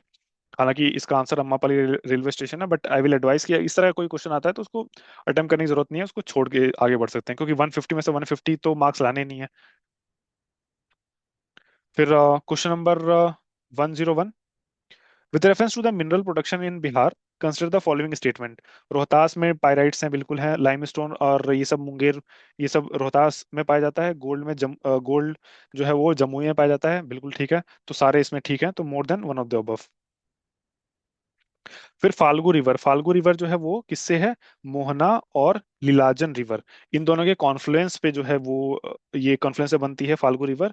इसका एक और नाम, फाल्गु रिवर का एक और नाम है नीलांजना। ठीक है। और इसके किनारे एक बहुत इंपॉर्टेंट शहर है गया, वो बसा हुआ है। देन इकोनॉमी ऑफ बिहार पे चलते हैं कि according to the economic survey of from 2019 से 20, किस डिस्ट्रिक्ट का सबसे लोएस्ट पर कैपिटा इनकम था? शिवहर का भी था, आज भी है, इसलिए इसको याद रखना है, क्योंकि चेंज नहीं हुआ है। फिर ये नीति आयोग वाला क्वेश्चन देख लें कि बिहार का स्कोर कितना था? उस समय तो 52 था, लेकिन अभी जो है 57 हो गया है। ठीक है, 57 या 56 इसी के आसपास है। ठीक है। हालांकि इंपॉर्टेंट क्या है इसमें, नीति आयोग का एसडीजी रिपोर्ट निकालता है। हालांकि मैं एग्जैक्ट एक बार चेक कर लेता हूँ कितना स्कोर है, क्योंकि एग्जैक्ट पूछ लेता है। यस आई वाज पहले सही था मैं, 57 है स्कोर इस समय। ठीक है, उस समय 52 था, बट अभी का लेटेस्ट रिपोर्ट याद रखना है। लेटेस्ट में कितना है? 57। देन अर्बनाइजेशन के बारे में पूछ रहा है। 2011 सेंसस में 11.3 था, आज के समय जो है 15.3% है, इसलिए इसका आंसर ए है। अर्बनाइजेशन कितना इंक्रीज हुआ है। फिर बिहार में टी गार्डन व established for the first time, कहाँ हुआ था? ये ठाकुरगंज में स्टैब्लिश हुआ था। फिर choose the following correct order, ये किसमें है? जिसमें डिकेडल ग्रोथ सबसे हाईएस्ट रही है। तो डिकेडल ग्रोथ सबसे हाईएस्ट हाईएस्ट जो है वो किसमें रही है? हालांकि ये क्वेश्चन भी रिपीट करने के चांसेस कम है, बट मैं इसको भी देख लेता हूँ। इसका आंसर ए है, सिवान, किशनगंज और मधेपुरा। रिपीट कर सकता है, पूछ भी सकता है, बट अगेन मैं ये एडवाइस दूंगा कि इस तरह के जो क्वेश्चन आते हैं जो प्योर फैक्ट बेस्ड हैं, जो इनका कोई सर पैर नहीं होता, उनको छोड़ के आना ही अच्छा है। फिर question number 108, which food industry dominates among the agro based industry in Bihar? ये सीरियल बेस्ड इंडस्ट्री है। फिर ये अगेन इस क्वेश्चन का मीनिंग क्या था, ये किसी को समझ में नहीं आया, आज तक समझ नहीं आया। टैक्स इंडस्ट्री क्या होता है? ठीक है, इसको छोड़ेंगे हम। फिर इसी के साथ ये स्टैटिक पार्ट तो खत्म हो जाता है, लेकिन करंट अफेयर में भी बहुत सारे क्वेश्चन रिपीट कर रहे हैं इन्होंने, तो एक बार उसको भी नजर मार लेते हैं जल्दी जल्दी फटाफट। तो first floating solar power plant जो है वो बिहार का कहाँ पे बिल्ड हुआ है? ठीक है, वो कहाँ पे बिल्ड हुआ है? वो बिल्ड हुआ है कदीराबाद, दरभंगा में। हालांकि मुझे उस समय जो है ये मेरा क्वेश्चन गलत हुआ था, मुझे दरभंगा पढ़ा था मैंने, दरभंगा याद था, लेकिन तीनों में दरभंगा ही दे दिया था। बट कदीराबाद दरभंगा है, तो ये याद रख सकते हैं। फिर फिर ये जो क्वेश्चन है वो according to national family survey 5 released by union ministry of health and family welfare, there has been significant improve in the sex ratio of Bihar. ठीक है, इट हैज इंक्रीज्ड फ्रॉम 1062 से लेकर 1090 पे चला गया है, ठीक है, सेक्स रेशियो। बिहार में सेक्स रेशियो इतना हाई क्यों है? क्योंकि मेजर उसमें माइग्रेशन का बहुत बड़ा फैक्टर आता है। जो मेल पॉपुलेशन है जनरली वो बिहार से बाहर माइग्रेट करके चली जाती है, तो फीमेल ही बच पाती हैं। तो इसलिए वहाँ का सेक्स रेशियो ज्यादा है। इसका ये मतलब नहीं है कि वहाँ पे वुमेन एम्पावरमेंट बहुत ज्यादा हो रही है। फिर क्वेश्चन नंबर 42, ये लेबर फोर्स पार्टिसिपेशन रेट कितना बड़ा है? ये 4% रूरल में, 6.5% अर्बन में है, ठीक है। और हालांकि ये पुराना डेटा, ये रिपीट करने के चांसेस कम है, ये भी पुराना डेटा, इसको भी ये भी रिपीट नहीं करेगा। देन बिहार के रिस्पेक्ट में करेक्ट क्या है? The growth rate of the one of the lowest तो नहीं है, वन ऑफ द हाईएस्ट है। बिहार प्रोड्यूसेस प्राइमरी गुड्स और ऑक्यूपेशनल बेस्ड है, ठीक है, तो more than one of the above. फिर यूआई स्कीम, ये न्यूज में है इस समय, मिनिस्टर ऑफ एजुकेशन की स्कीम है ये। जो यंग ऑथर्स के लिए है ये, यंग ऑथर्स के लिए। एक second, it is for young authors, मतलब ऐसे ऑथर्स जो 30 इयर्स या उससे कम एज के हैं, उनको मेंटरशिप प्रोवाइड करने के लिए है पीएम यूआई स्कीम। सो इसलिए इंपॉर्टेंट याद रखना, मिनिस्ट्री ऑफ एजुकेशन की। फिर ये क्वेश्चन रिपीट किया है, ठीक है। 576 जो है वो मदर टंग है, ठीक है। Mother tongue survey of India 2022 में निकले हैं, 576 मदर टंग इंडिया में मिले हैं। तो ये रिपीट भी किया है क्वेश्चन। फिर ये क्वेश्चन इंपॉर्टेंट है कि गैस प्राइसिंग के लिए कौन सी कमेटी बनाई गई है? किरीट पारेख कमेटी, ठीक है, किरीट पारेख कमेटी बनाई गई है। और जो मोहंती कमेटी है वो आरबीआई प्राइवेट बैंक के लाइसेंस के लिए है, ठीक है। प्राइवेट बैंक के लाइसेंस के लिए बनाई गई थी। तो ये इंपॉर्टेंट है, किरीट पारेख कमेटी जो है वो गैस प्राइसिंग के लिए था, इसलिए वेरी वेरी इंपॉर्टेंट। फिर स्वच्छ सर्वेक्षण 2022 का है ये, कोई इंपॉर्टेंट डेटा नहीं है इसमें। हाँ, डोनियो पोलो एयरपोर्ट, ये जो ईटानगर में बना है वो पहला ग्रीनफील्ड एयरपोर्ट एयरपोर्ट है वहाँ का, अरुणाचल प्रदेश का। और इससे रिलेटेड क्या है, डोनियो का मतलब सन, और पोलो का मतलब होता है मून, जो वहाँ की लोकल लैंग्वेज है उसमें ये इसका मतलब है सन और मून, डोनियो पोलो एयरपोर्ट। तो ये नाम याद रख सकते हैं, ये भी पूछ सकता है। फिर ये 2022 का है, ये नहीं पूछेगा। India's first floating financial literacy camp was organized recently by Indian post payment bank, ये कहाँ ऑर्गेनाइज किया गया? ये भी बहुत पुराना है, ये भी नहीं पूछेगा, ठीक है। हालांकि ये मैं देख लेता हूँ एक बार कहाँ पे है ये इसका आंसर तो श्रीनगर है। बट इस चांसेस बहुत कम है इसके पूछने वाले। जो जो हाँ, ये पूछ सकता है कि परम कामरूप नाम से जो एक सुपर कंप्यूटर कहाँ लगाया गया है? वो आईआईटी गुवाहाटी में लगाया गया है, ठीक है। कामरूप जैसे नाम से जानते हैं कि कामरूप जो है किसका, असम का पुराना नाम है। फिर ये अगेन एयरफोर्स का पुराना पुराना 2022 का है, ये चांसेस कम है। पोषण माह, ये पूछ सकता है, पोषण माह जो है वो सितंबर में मनाया जाता है। फिर चाइना का टैनगोंग स्पेस स्टेशन, ठीक है। टैनगोंग स्पेस स्टेशन है ये इसलिए याद, ये टैंगोंग नाम से स्पेस स्टेशन है। और मार्स पे इन्होंने एक टाइनवेन के नाम से मार्स पे जो है भेजा था। टाइनवेन जो है वो मार्स से रिलेटेड है, टैंगोंग जो है वो स्पेस स्टेशन है इनका, तो ये भी याद रखना है। हालांकि वो फाइनल मॉड्यूल था उनका, उसका नाम था मैंजिटियन, जो कि बिल्कुल इंपॉर्टेंट नहीं है, स्पेस स्टेशन का नाम इंपॉर्टेंट है। फिर ये इंपॉर्टेंट है कि world largest volcano erupted for the first time, वो है मोना लुआ, कहाँ है ये? हवाई में है, ठीक है। और उसके बाद कई बार इरप्ट कर चुका है मोना लुआ, तो ये बहुत इंपॉर्टेंट है। और ये जो हेला हेला कैला है ये भी हवाई में है, ठीक है। बट माउंट सेंट हेलेनस जो है वो वॉशिंगटन में है। फिर क्वेश्चन नंबर 27, ये भी पुराना हो गया, ये भी नहीं पूछेगा। देन question number 128, world space week 2022। World space week जो है वो 4 अक्टूबर से 10 अक्टूबर के बीच में मनाया जाता है, ठीक है। और इंडिया में स्पेस डे कब मनाया जाता है? वो मनाया जाता है 23 अगस्त को। क्यों? क्योंकि इसी दिन चंद्रयान 3 जो है वो लैंड किया था। फिर this is not important, not important. ये COP 27 में जो है वो किसने सेनेगल के साथ मिलकर international drought resilience alliance launch किया था? वो किया था स्पेन ने किया था, इसलिए ये इंपॉर्टेंट है, इसको याद रखना है। और इससे रिलेटेड एक और चीज है, ग्लोबल बायोफ्यूल अलायंस।